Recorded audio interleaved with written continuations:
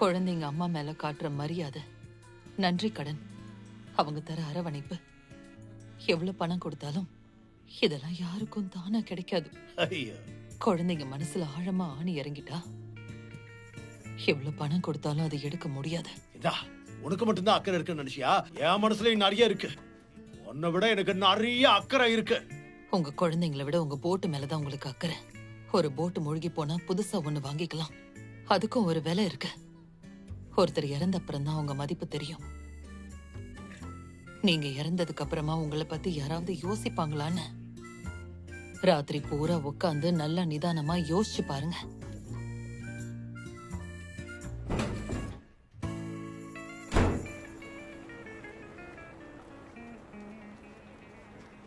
மூணு பேரும் சேர்ந்து வந்தா பயந்துருவேனா?